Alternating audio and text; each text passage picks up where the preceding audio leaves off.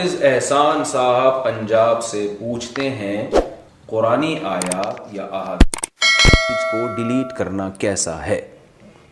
یعنی آیتیں لکھی ہوتی ہیں قرآن پہ یا کہیں بھی تو جائز ہے، کوئی حرج نہیں ہے اس میں، کوئی اس کا بے ادبی سے کوئی تعلق نہیں۔ بس ایک SMS چلا تھا کہ قرآن کی آیتوں کا SMS مت کرو، SMS ڈیلیٹ ہو جاتے ہیں، اور قرآن کی ایک پیشن گوئی کہ لوگ قرآن کو اپنے ہاتھ سے مٹائیں گے، بلکہ وہ حدیث کا حوالہ دیتے ہیں کہ حدیث میں آتا ہے کہ قیامت سے پہلے لوگ مسلمان قرآن کو ہاتھ سے مٹائیں گے، تو لہٰذا SMS مت کرو۔ سب سے پہلی چیز تو یہ ہے، اگر واقعتاً وہ بات صحیح ہوتی تو وہ مدارس، وہ مکاتب جہاں قرآن پڑھایا جاتا ہے اور استاد قرآن لکھ کر بتاتا بچوں کو الف لام میم کا، اب وہ بورڈ پورا اٹھا کے رکھنا پڑے گا، اس لیے کہ مٹا نہیں سکتے نا۔ اب مٹانا بورڈ پہ بھی ڈیلیٹ کرنا ہی ہو گیا نا، ختم کرنا۔ ہاں کوئی بولے گا بیوقوفانہ بات ہے، ایک دم سراسر بیوقوفانہ بات ہے، اور کوئی اللہ کے رسول کی حدیث نہیں ہے، کوئی قرآن کی پیشن گوئی نہیں کہ وہ مسلمان قرآن خود سے مٹائیں گا۔ جو پیشن گوئی حدیث میں وہ یہ ہے، قیامت سے پہلے اللہ قرآن کو اٹھا لیں گا، مسلمان نہیں اٹھائیں گا، مٹائیں گے نہیں۔ یہ مٹانا تو علم کے لیے ہے کہ ایک آیت لکھے مٹا کر دوسری آیت لکھیں تاکہ علم میں اضافہ ہو، کسی کا مقصد قرآن کو ختم کرنا، مٹانا، روئے زمین سے ہٹا دینا مقصد نہیں ہوتا ہے، ٹھیک ہے؟ تو لہٰذا مٹانے میں کوئی نہیں، تو SMS بھیجیے آپ اگر اچھے بھیجتے ہیں۔ اس سوال کا جواب یہ ہے کہ اگر آپ کو میسیج کے ذریعے یا واٹس ایپ کے ذریعے موبائل پر کوئی شخص قرآن کریم کی آیات بھیجتا ہے یا احادیث تجربہ کو بھیجتا ہے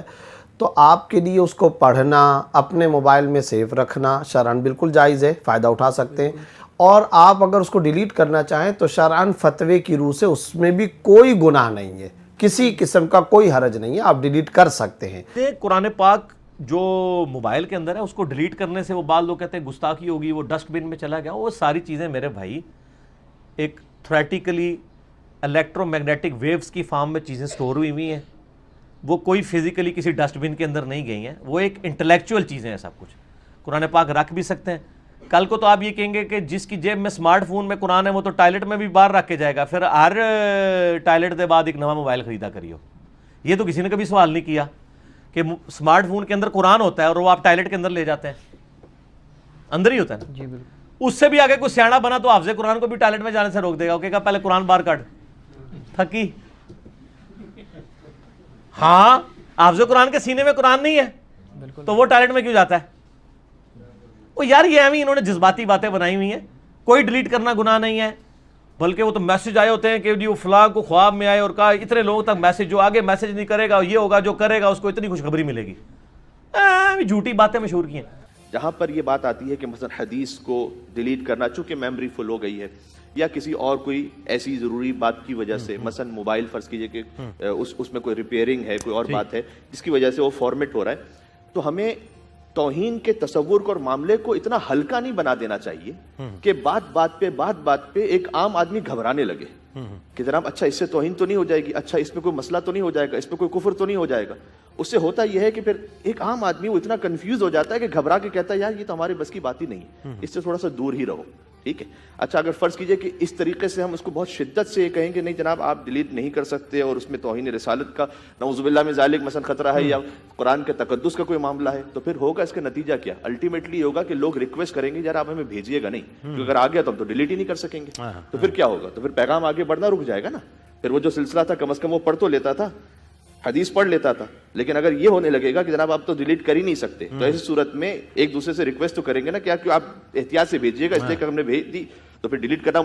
بھیجتے ہوئے بھی سوچے گا وہ انسان کہ اگلا انسان بلا وجہ کسی زحمت میں نہ آ جائے، ٹھیک۔ تو ان باتوں کو جہاں پر دین نے اور شریعت نے سہل اور آسان بنایا معاملے کو، ہمیں وہاں پر مومنین کے لیے، مسلمانوں کے لیے اسے آسان بنانا چاہیے اور اسے اتنا پریشان نہیں کر دینا چاہیے کہ وہ دین کے بارے میں تھوڑا سا پیچھے ہٹ جائے معاملے پر۔ ایک بھائی نے کویسچن کیا کہ بعض اوقات لوگ ہمیں میسیجز کرتے ہیں جو قرآن کی آیات پر مشتمل ہوتے ہیں اور حدیثیں ہوتی ہیں، تو پڑھنے کے بعد ان کو ڈیلیٹ کرنے کی کیا شرعی حیثیت ہوگی؟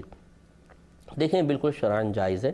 یہ کوئی خدا نخواستہ قرآن یا حدیث کے خلاف کارروائی کرتے ہوئے اس کو مٹانا نہیں کہلاتا۔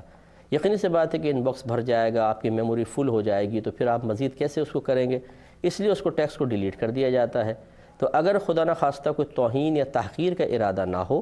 بلکہ یہی ارادہ ہے کہ جی بس پڑھ لیا ٹھیک ہے، اب یا تو آگے فارورڈ کر دیا، اگر کوئی صحیح چیز تھی اس میں مطلب وہ شک کی گنجائش نہیں تھی کہ کسی شخص نے اپنے پاس سے آمیزش کر دی ہو، کوئی جھوٹی بات شامل کر دی ہو، ایسا نہیں ہے تو ٹھیک ہے آگے فارورڈ کر دیا، ورنہ یہ سوچ کر کے جی زیادہ ان باکس بھر جائے گا، پرابلم ہوگی، آپ نے ڈیلیٹ کر دیا، کوئی حرج نہیں ہے۔